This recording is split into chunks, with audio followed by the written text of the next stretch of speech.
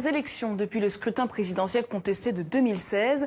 Les Gabonais sont appelés à élire leurs députés et conseillers locaux. Ils voteront le 6 octobre. En cette fin de campagne, on fait le point sur la situation politique du pays. Notre invité, Vincent Hugeux, grand reporter à l'Express. Vous avez couvert le pays. Bonsoir.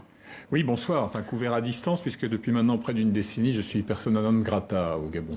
Alors d'abord, pourquoi il a fallu si longtemps pour organiser ces législatives, 2 ans après la présidentielle? Eh bien, au-delà de tous les alibis ou les arguments techniques ou juridiques, il y avait en réalité la nécessité de faire en sorte que se dissipe la brume délétère de cette présidentielle de l'été 2016, qui restera dans les annales électorales de l'Afrique comme l'une des mascarades les plus grossières qui fut, avec un score absolument fantaisiste dans le fief du clan Bongo, le Haut-Ogooué. Il fallait aussi que le Parti démocratique gabonais, donc au pouvoir, qui règne sur une chambre introuvable, la chambre sortante, l'Assemblée nationale, eh bien, pense ses propres plaies, parce qu'il est encore, d'une certaine manière, travaillé par des dissensions, des ambitions rivales, etc. Et Ali Bongo avait besoin de remettre un tout petit peu d'ordre dans la boutique. Et puis enfin, troisième élément, la stratégie du pouvoir étant celle de l'usure de son opposition, eh bien, il fallait faire en sorte que le temps fasse son œuvre et finisse par creuser des failles dans ce qui apparaissait au lendemain de ce fameux scrutin mémorable comme un bloc du non.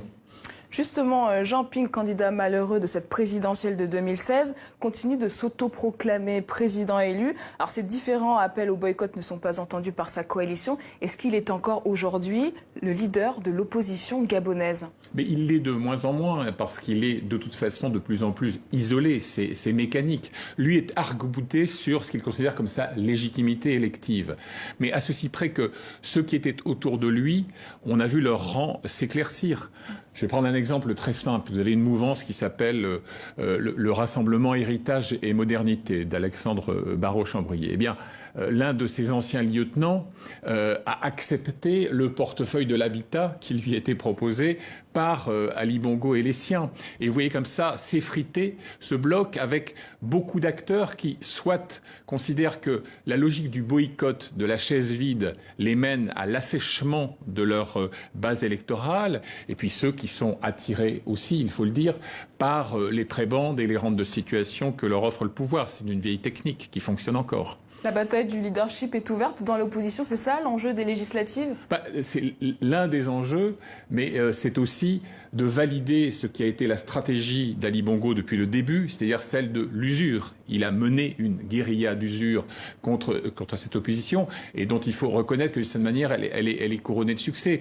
Mais vous savez, il y a aujourd'hui effectivement une sorte de galaxie d'opposition avec différents partis, et dont certains vont peut-être avoir une petite existence avec quelques sièges dans le Parlement de demain.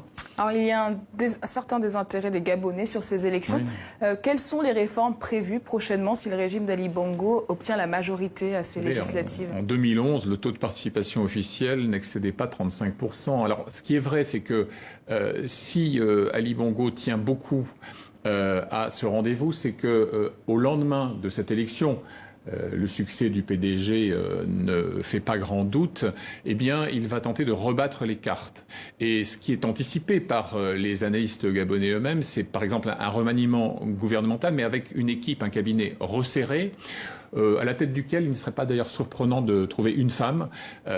Certains noms commencent à circuler, tel celui de Madeleine Béret, donc qui est ministre chargé aujourd'hui des partenariats publics-privés, etc., etc. Et il faut aussi, pour Ali Bongo, s'allier les bonnes grâces du FMI, et donc il va sans doute lancer une sorte de campagne, une purge d'austérité. Les fonctionnaires seront concernés? Déjà, les fonctionnaires aimeraient être payés, puisque certains d'entre eux attendent leur traitement depuis juillet et août, et pour certains, dans une situation pire encore, n'ont pas vu leur salaire être versé depuis près d'un an. Mais il va donc très vraisemblablement resserrer les boulons de ce côté-là.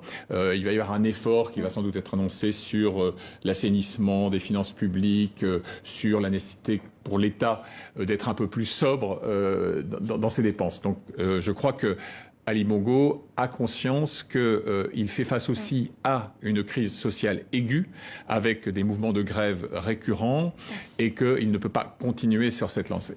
Merci beaucoup Vincent Hugeux pour votre analyse. Merci. Partons maintenant pour le désert mauritanien à Nouakchott. Il est parfois choyé, négocié et monnayé. Le dromadaire est incontestablement un pilier du quotidien des Mauritaniens. Comme vous allez le voir dans ce reportage, il est signé Marc de Chalvon et Sylvain Barral. En Mauritanie, tout le monde